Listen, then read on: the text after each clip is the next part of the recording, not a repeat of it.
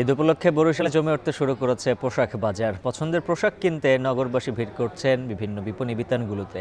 এ নিয়ে আরও জানাতে চকবাজার এলাকা থেকে যুক্ত আছেন সহকর্মী অমিত হাসান। অমিত, কোন ধরনের পোশাকের ব্যাপারে এবার আগ্রহ দেখাচ্ছেন ক্রেতারা, আর দাম কম বা বেশি কি বলছেন তারা?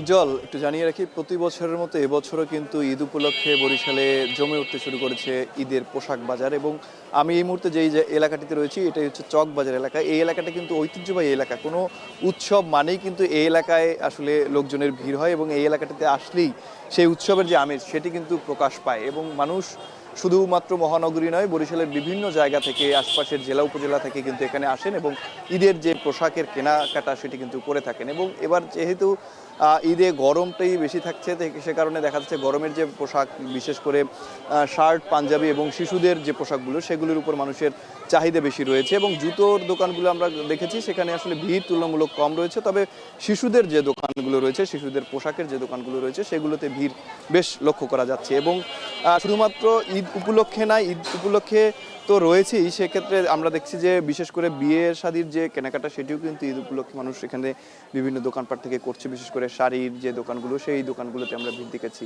এবং বরিশালের যে বিপণী বিতানগুলো রয়েছে, সেখানে পরিবার পরিজন নিয়ে যারা বরিশাল নগরবাসীরা রয়েছেন, তারা আসছেন এবং তাদের পছন্দের যে পোশাকগুলো সেগুলো সংগ্রহ করছেন। পাশাপাশি আভিজাত যে বিপণী বিতানগুলো রয়েছে, সেখানেও আমরা দেখেছি যে লোকজনের ভিড়। এবং অন্যান্য বছরের তুলনায় এবছর শাড়ির দোকানগুলোতেও কিন্তু বেশ ভিড় লক্ষ্য করা যাচ্ছে। এবং আমরা সকাল থেকেই এই যে চকবাজার এলাকাটি ঘুরে দেখছি, এবং সেখানে দেখা যাচ্ছে যে সকাল থেকে ভিড় কিছুটা কম থাকলেও ব্যবসায়ীরা বলছেন যে ঈদ উপলক্ষে ইফতারের পর ভিড়টা কিন্তু তাদের এখানে বাড়ছে এবং বেচা কেনাটাও কিন্তু বাড়ছে। তবে অন্যান্য বছরের তুলনায় এবছর বেচা কেনার পরিমাণ বেশি হবে এমনটাও প্রত্যাশা করছেন যারা ব্যবসায়ীরা রয়েছেন, মালিকরা রয়েছেন। এবং এখানকার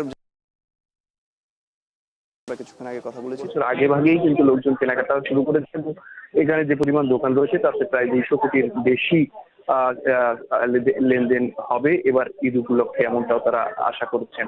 এবং বরিশালে ঈদের বাজার যে জমে উঠেছে সেটা কিছুক্ষণ আগিয়ে আমরা দেখাচ্ছিলাম। তো বরিশাল থেকে এই ছিল ঈদের বাজারের সবশেষ আমার কাছে উজ্জ্বল।